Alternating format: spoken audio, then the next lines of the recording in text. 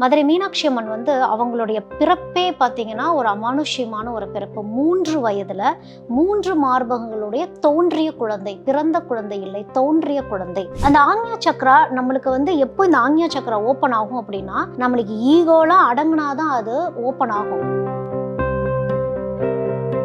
எனக்கு ஒரு கனெக்டடா இருக்க மாதிரி, காலத்துக்கும் இருக்க மாதிரி ஒரு கணவன் வேணும்னு நினைக்கிறவங்களும் சரி, ஒரு நல்லபடியா திருமணம் அமையணும்னு நினைக்கிறவங்களும் சரி, உங்களுக்கு கல்யாணத்துல ஏதாவது தோஷங்கள் இருக்கிற மாதிரி இருந்தாலும் சரி, இந்த மதுரை மீனாட்சி அம்மனை வழிபாடு பண்றப்போ, நம்ம எந்த சித்தரை வழிபாடு பண்றோமோ அந்த சித்தரை பக்கத்துல வச்சுக்கிறப்ப அந்த எனர்ஜியை வந்து நம்மளால உணர முடியும். சில உணவுகள் நம்ம எடுக்கிறப்போ நம்மளுடைய அந்த ஈகோ ட்ரிகர் பண்ணக்கூடிய விஷயங்கள்லாம் சட்டில் ஆகும். அதுக்கு தான் நம்ம வந்து மோர் குடிச்சுக்கிறதும் கூழ் குடிச்சுக்கிறதும் ஏதாவது ஒரு பத்தியம் இருக்கிறதுக்கு ரீசனும் அதுதான்.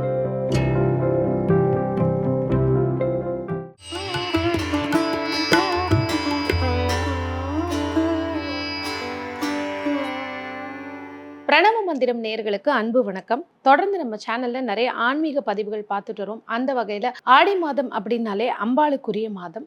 இந்த ஆடி மாதத்துல அம்பாளுக்கு நிறைய அவதாரங்கள் இருக்கு. அப்படி எந்த அவதாரத்தை பத்தி இன்னைக்கு தெரிஞ்சுக்கலாம் அப்படின்னா, நம்மளுடைய astrology researcher and writer Jeevitha ma'am கிட்டேருந்து கேட்டு தெரிஞ்சுக்கலாம். மேம் வணக்கம். வணக்கம். நம்ம நிறைய பதிவுகள் பார்த்துட்டு வரோம், ஜோதிட ரீதியா, ஆன்மீக ரீதியா. இன்றைய ஆடி மாத பதிவில் நம்ம அடுத்ததாக தெரிந்து கொள்ள போகிற அம்பாளுடைய கதை ஆர் அம்பாளை பற்றி என்ன அப்படிங்கிறத சொல்லுங்க. அதாவது ஆடி மாதம் அப்படின்னாலே பெண் சக்தி தான். அப்படி பெண் சக்தின்னு பார்க்குறப்போ நம்ம வந்து அம்பாளுக்கு பல அவதாரங்கள் உண்டு அப்படின்னாலும் இதில் நம்ம வந்து மதுரை மீனாட்சி அம்மன் பற்றி நம்ம பேசலாம். ஏன் மதுரை மீனாட்சி அம்மன் சிறப்பு அப்படின்னா, மதுரை மீனாட்சி அம்மன் வந்து அவங்களுடைய பிறப்பே பார்த்திங்கன்னா ஒரு அமானுஷ்யமான ஒரு பிறப்பு. 3 வயதில் 3 மார்பகங்களுடைய தோன்றிய குழந்தை, பிறந்த குழந்தை இல்லை, தோன்றிய குழந்தை அவங்க. ஏன் அந்த 3 மார்பகங்களோடு அவங்க பிறந்தாங்க அப்படின்னா, இந்த 3ங்கிற விஷயத்தை நீங்கள் ஞாபகத்தில் வச்சுக்கோங்க. இப்போது இந்த 3 அப்படின்னு பார்க்குறப்ப அவங்களுக்கு வந்து பேரண்ட்ஸ்க்கு வந்து ஷாக் ஆகுது. அதாவது இந்த அரசன் அரசிக்கு வந்து பெண் குழந்தை வேணுங்கிறப்போ பார்வதி தேவியே வந்து சிவன் பார்வதியை கொடுத்தது தான் வந்து அந்த பெண். அப்போது அந்த ஒரு அசுரரி எப்படி கேட்குதுன்னா, இவளுக்கு எல்லா கலைகளையும் கற்றுக்கொடு, இவளுக்கு பெண்ணுங்கிற விஷயத்தையே நீ சொல்லாத. அதாவது அவளுக்கு அந்த பெண்ணுங்கிற ஞாபகமே வரக்கூடாது, ஒரு வீரமாக நீ வளர்க்கணும். என்னைக்கு அவளுடைய மணாளனை அவள் பார்க்குறாளோ அந்த 3வது மார்பகம் அவளுக்கு மறைஞ்சு போயிடும் அப்படிங்கிறது தான் அதோட இது. அப்போது கரெக்டாக இவங்க வந்து இமயமலைக்கெல்லாம் போகிறப்போ ஆட்டோமேட்டிக்காக அந்த 3வது மார்பகம் மறையுது. இவங்களுக்கு அந்த 3வது மார்பகம் மறையிறது அப்படிங்கிறது என்ன அப்படின்னா ஈகோ. அந்த ஈகோ தான் அந்த 3வது. அப்போது மீனாட்சிக்கு தான் அந்த 3வது கண் அமைப்பும் மீனாட்சிக்கு தான் உண்டு. அதுதான் வந்து இந்த ஆக்ஞா சக்ரா. அந்த ஆக்ஞா சக்ரா நம்மளுக்கு வந்து எப்போ இந்த ஆக்ஞா சக்ரா ஓப்பன் ஆகும் அப்படின்னா, நம்மளுக்கு ஈகோலாம் அடங்குனாதான் அது ஓப்பன் ஆகும். இந்த மீனாட்சி அம்மன் எதோட கனெக்டட் அப்படின்னு பார்க்குறப்போ, இந்த ஆடி மாதம் பார்க்குறப்ப சித்தர்களுடைய நிறைய கனெக்டிவிட்டி. ஏன்னா இந்த ஆடி பூரம், இந்த ஆடி மாதத்தில் தான் வந்து சித்தர்கள் வந்து நிறைய பேர் கண்கூடாலாம் அந்த சித்தர்களை பார்த்துருக்காங்க, உணர்ந்துருக்குறாங்க. சித்தர்கள் கரெக்டாக அந்த காலையில் 5 மணிக்கு வர்றது, இங்கே கரெக்டாக காலையில் 5 மணிக்கு வந்து ஒரு மணி அடிக்கிற சவுண்டு மட்டும் கேட்குமா, அது எங்கே இருந்துலாம் தெரியாது.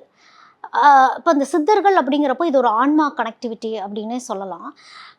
ஸோ இந்த மதுரை மீனாட்சி அம்மன் இந்த பெண்கள்லாம் இருக்காங்களே, நிறைய இந்த ஹஸ்பண்ட் அண்ட் ஒய்ஃபோட நிறைய ப்ராப்ளம்ஸ் அப்படின்லாம் இருக்கு இல்லையா, நிறைய ப்ராப்ளம்ஸ் போயிட்டுருக்குது. இந்த ஈகோ ரிலேட்டடாக இஷ்யூஸ் போயிட்டுருக்குது. இந்த 3வது மனிதர்களோட இன்டர்ஃபியரன்ஸ் நிறைய பேர்த்தோடைய ஃபேமிலியில் இருக்குது. எப்படி என் கணவனோட நான் சேர்றது, எப்படி என் மனைவியோட சேர்றது அப்படிங்கிறதுலாம் ஒரு குழப்பம், நிறைய கோர்ட்டு கேஸ்லாம் அலைஞ்சிட்டு இருப்பாங்க. இந்த மதுரை மீனாட்சி அம்மன் திருக்கல்யாணமே பார்த்திங்கன்னா ஒரு அதிசய கல்யாணம் தான் அது. ஏன்னா அவ்வளோ கர்வமாக இருந்த ஒரு பெண் ஒரே ஒருத்தருக்காக மயங்கி, அதுதான் வந்து சுந்தரேஸ்வரர், மீனாட்சி சுந்தரேஸ்வரர். அந்த சுந்தரேஸ்வரர் அவரும் ஒரு கேம் விளையாடுவார். அதாவது எங்கள் அண்ணா வந்தால் தான் நான் கல்யாணம் பண்ணுவேன் அப்படின்னு மீனாட்சி சொன்னப்போ, அப்படியா, அதாவது எல்லாத்த விட அந்த ஹஸ்பண்ட் ரிலேஷன்ஷிப் தான் முக்கியமான ஒரு ரிலேஷன்ஷிப்னு வரப்போ, நீ கணவனை விட்டு கொடுக்காம இருக்கணும்னா அங்கே லயிச்சு போய் அங்கே எமோஷ்னல் கனெக்ட் ஆகணும். அந்த எமோஷ்னல் கனெக்ட் தான் அந்த பாண்டிங் சொல்லக்கூடியது தான் அந்த ரிலேஷன்ஷிப். அப்போது இந்த பெண்கள் யாரெல்லாம் இந்த கணவர் நல்ல கணவர் வேணும், எனக்கு எமோஷ்னல் பாண்டிங் கனெக்டிவிட்டி காலங்காலமாக எனக்கு ஒரு கனெக்டடாக இருக்க மாதிரி, காலத்துக்கும் இருக்க மாதிரி ஒரு கணவன் வேணும்னு நினைக்கிறவங்களும் சரி, ஒரு நல்லபடியாக திருமணம் அமையணும்னு நினைக்கிறவங்களும் சரி, உங்களுக்கு கல்யாணத்தில் ஏதாவது தோஷங்கள் இருக்கிற மாதிரி இருந்தாலும் சரி, இந்த மதுரை மீனாட்சி அம்மனை பண்றப்போ இன்னும் சில பேர் பார்த்தீங்கன்னா, 2வது திருமணத்துக்காகலாம் காத்துட்ருப்பாங்க. அவங்களுக்கு முதல் திருமணம் சரிவகையா அமைஞ்சிருக்காது. அவங்க இனிமேல் நடக்கப்போறிய திருமணமாவது நல்லபடியா அமையுமா? இந்த இயற்கை கொண்டு வந்து சேர்க்குமா? அப்படிங்கிறவங்களுக்கும் மதுரை மீனாட்சி அம்மன் வேலை பண்ணுவாங்க. அது வந்து ஒரு சித்து. மதுரை மீனாட்சி அம்மன்னாலே சித்து வேலை நெறைய பண்ணக்கூடியவங்க. டக்கு டக்குன்னு ஸ்பான்டேனியஸா எல்லாத்தையுமே மாத்தக்கூடியவங்க. இந்த கள்ளழகர் இறங்கி வராரு இல்லையா? அந்த ஆத்துல இறங்கி வரப்ப, அங்க கல்லு குடுத்தாங்க மக்கள். அந்த அழகருடைய அழகுல மயங்கி கல்லு குடுத்தனால தான் அவர் கள்ளழகர்ன்னு ஆச்சு. அவரு அந்த அன்புல மயங்கி கொஞ்சம் லேட் பண்ணாரு. இது எல்லாமே வந்து சிவன் பண்ணுன திருவிளையாடல். அங்க ஒரு அரக்கனுக்கு தண்ணி தேவைப்பட்டுச்சு. அவர் ஒரு ஆறையே உருவாக்குனாரு. அந்த ஆறு வந்து அங்க தடுத்துச்சு. அப்போ அவர் வரக்கு லேட் ஆச்சு. இங்க இங்க மீனாட்சி அப்படியே சுந்தரருடைய அழகுக்கு அப்படியே மயங்கி கழுத்தை நீட்டிட்டாங்க. தாலி கட்டியாச்சு. அப்போ ஒரு திருமணத்திற்கு வந்து எத்தனை சொந்த பந்தங்கள் இருந்தாலும், அங்க முக்கியமானது கணவன் மனைவியோட உறவு நிலையும், அந்த எமோஷனல் கனெக்டும்.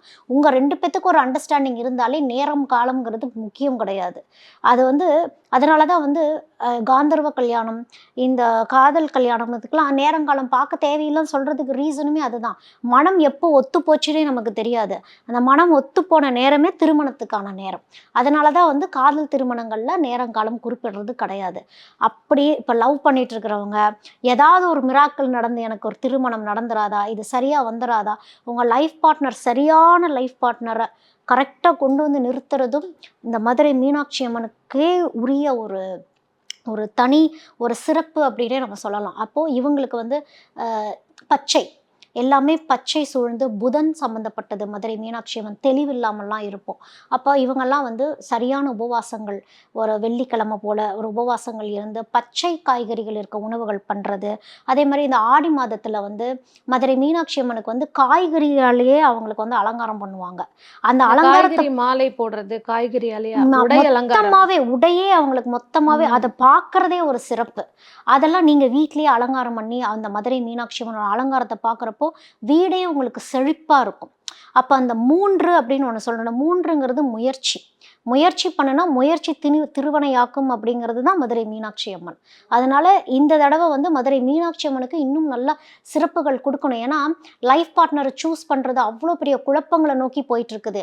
என்னென்னமோ பிசினஸ் ஓரியன்டடா நம்ம வந்து வாழ்க்கைய பார்க்க ஆரம்பிச்சுட்டோம். மனம் ஒத்து போனால் மட்டுமே அந்த திருமணம் நல்லா இருக்கும்னா, அது மதுரை மீனாட்சி அம்மன வழிபாடு பண்றப்போ, அது கண்டிப்பா சிறப்பா இருக்கும். கண்டிப்பா. இப்ப வேண்டுதல் பண்ணா அழகா நிறைவேறும். அது வந்து கல்யாணத்துக்கு வெயிட் பண்றவங்க, ஏற்கனவே கல்யாணம் ஆனவங்க எல்லாருக்குமே ஒரு சிறப்பான ஒரு வாழ்க்கைன்னு. என்ன மாரி வேண்டுதல் பண்ணணும்? இப்ப இந்த காய்கறி மாலை போடுறது இல்லாம, எந்த கிழமைகள்ல எந்த மாரி வேண்டுதல் வைக்கணும்? எத்தனை வாரங்கள் வைக்கும்போது இதற்கான நிவர்த்திங்கிறது இருக்கும்? இப்ப மதுரை மீனாட்சி அம்மன் திருக்கல்யாணம்லாம் அவங்க பார்த்துட்டு வந்தவங்க நெறைய பேர் இருப்பாங்க. இப்போ இந்த ஆடி மாசம் அப்படின்னு வரப்போ, அவங்களுக்காக இந்த அரிசி எடுத்து வைக்கிறது, இந்த தாலி தானம் பண்றது, அந்த நேரத்தில தாலி கயிறு மதுரை மீனாட்சி அம்மன நினைச்சு எப்பவுமே இந்த தாலி கயிறு மாத்துவாங்க. இதெல்லாம் மதுரை மீனாட்சி அம்மன் அந்த சித்தர்கள வச்சுக்கணும். நம்ம எந்த சித்தர வழிபாடு பண்றோமோ, அந்த சித்தர பக்கத்துல வச்சுக்கிறப்ப, அந்த எனர்ஜிய வந்து நம்மனால உணர முடியும். அந்த குருவையும் கூட வச்சுக்கணும். அந்த புதனும் கூட இருக்கணும். அது மீனாட்சி அம்மன் புதன். அந்த புதனும் கூட இருக்கப்போ உங்களுக்கு ஒரு ஞானம் நல்லபடியா வரும். ஞானம் நல்லபடியா வரணும்னா, நல்ல அதாவது ஒரு லைட் ஃபுட்டா சாப்பிடுறது. எல்லாருமே விரதம் இருங்கன்னு நான் சொல்ல வரல. ஆனா அந்த வெள்ளிக்கிழமை மட்டும் எந்த அளவுக்கு ஒரு ஒரு லைட் ஃபுட்டா நீங்க சாப்பிட்டுட்டு வர முடியுமோ, ஏன்னா மீனாட்சி அம்மனுடைய கண் அப்படின்னு பார்த்தீங்கனாலே, அது மீன் போல கண் அப்படிங்கிறது தான் அது வந்து அந்த மீனுக்கு வந்து இமைகள் கிடையாது. அது எப்பவுமே வந்து திறந்த மேனியாவே தான் இருக்கும். உறக்கம் கிடையாது. அது வந்து கண்ண திறந்துட்டே தான் தூங்கும். அப்போ இந்த மாதிரி மீனாட்சி அம்மன் பார்த்துட்டே இருக்காங்கங்கிறது என்னன்னா கான்ஷியஸ்னஸ். எப்பவுமே நம்ம கான்ஷியஸா இருக்கறக்கான உணவுகள நம்ம தேர்ந்தெடுத்து சாப்பிடுறது. ரொம்ப மந்த நிலைகளுக்கு போகாம, அன்னைக்கு ஒரு தியானம் அப்படிங்கிறது இந்த மாரி உணவு முறைகள ஃபாலோ பண்ணி பச்சை காய்கறிகள் எடுத்தாலே, நீங்க யாருக்காவது தானம் தர்மம் பண்ணி ஒரு அமைதியா ஒரு 15 நிமிஷம் யாரையும் திட்டாம அந்த ஆணவம் சொன்னேன் இல்லையா? அந்த ஆணவம் உங்களுக்கு அடங்கணும். எல்லாத்துக்குமே அந்த ஈகோ அப்படிங்கிறது வந்துருச்சு லைஃப்ல. அந்த உணவே நம்ம எதுக்கு எடுத்துக்கிறோம் அப்படின்னா, சில உணவுகள் நம்ம எடுக்கிறப்போ, நம்மளுடைய அந்த ஈகோ ட்ரிகர் பண்ணக்கூடிய விஷயங்கள்லாம் சட்டில் ஆகும். அதுக்கு தான் நம்ம வந்து மோர் குடிச்சுக்கிறதும், கூழ் குடிச்சுக்கிறதும், அந்த அன்னைக்கு வந்து ஏதாவது ஒரு பத்தியம் இருக்கிறதுக்கு ரீசனும் அதுதான். இந்த அப்படியே ஆடி செட்டில் ஆகும். மாசம்னாலே நீங்க சொல்ற மாரி இந்த எல்லா அம்மன் கோவில்லயும் கூழ் ஊத்துவாங்க. அது உடலுக்கு குளிர்ச்சின்னு ஒரு பகுதி இருந்தாலும், அந்த அது அம்பாளுக்குரிய மனநிலைமை. அது மனநிலைமையை சரி பண்ணக்கூடியது. இப்போ நான் அந்த ஆக்ஞா சக்கரா அப்படின்னு சொல்கிறேன். இந்த ஆக்ஞா சக்கராங்கிறது தான் அந்த ஞானத்தை கொடுக்கக்கூடிய அந்த இடத்துல தான் நெருப்பும் நீரும் இருக்குது. இது சமநிலையாகணும் அப்படின்னா அந்த மாதிரி அரை அரை வேக்காடாக சமைக்கப்பட்ட உணவுகள் சாப்பிட்றது, அதாவது அரை வேக்காடாக அவிச்ச உணவுகளை சாப்பிட்றது, அந்த மாதிரி ஒரு ஃபாலோ பண்ணுறப்போ உங்களுக்கு மனநிலைமை வந்து ஸ்டெபிலைஸ் சீரா ஆகும். இருக்கும். ஓகே. ஸோ இப்போ மீனாட்சி அம்மனை பத்தி ஒரு தெளிவான ஒரு விளக்கம் குடுத்தீங்க. இவங்கள இந்தந்த ராசிக்காரங்க ஆர் நட்சத்திரக்காரங்க இன்னும் அதிகமா வழிபட்டா அவங்களுக்கு ஒரு மன தெளிவு கிடைக்கும் லைஃப் டைம் அப்படின்னா யாரெல்லாம் வழிபடலாம்? மீன ராசிக்காரங்களுக்கு வந்து எப்பவுமே ஒரு குழப்ப நிலை அப்படிங்கிறது உண்டு. ஏன்னா மீன ராசிக்காரங்க வந்து இலகுன மனசுடையவங்க, எல்லாத்தையும் நம்பக்கூடியவங்க. முக்கியமா லைஃப் பார்ட்னர்ஸ்க்கு டெடிகேட்டடா இருக்கக்கூடியவங்க மீன ராசிக்காரங்க. அவங்க லைஃப் பார்ட்னர்ஸ்லாம் வந்து தன்னை விட்டு போறாங்க அப்படின்னா அவங்களால தாங்கிக்கவே முடியாது.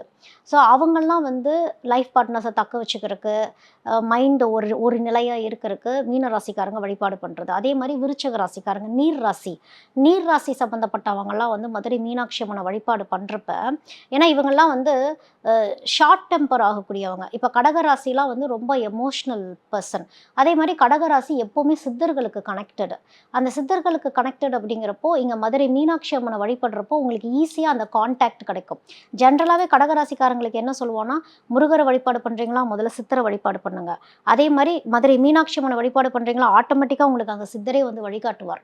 அப்போ இந்த மாதிரி காம்பினேஷன்ஸில் இருக்கவங்க, அதே மாதிரி இந்த புதன் சம்மந்தப்பட்டவ இருக்கவங்க, புதன் நீசமாக இருக்கிறவங்க, தெளிவாக முடிவெடுக்க முடியாதவங்க, உங்கள் ஜாதக கட்டத்தில் யாருக்கு புதன் சரியா இல்லையோ, இல்லை இன்னும் புதன் இன்னும் நல்லா நல்லா இருக்கணும், அதே மாதிரி தைரியம் தேவைப்படுறவங்க, எனக்கு தைரியமே இல்லை அப்படிங்கிறவங்க.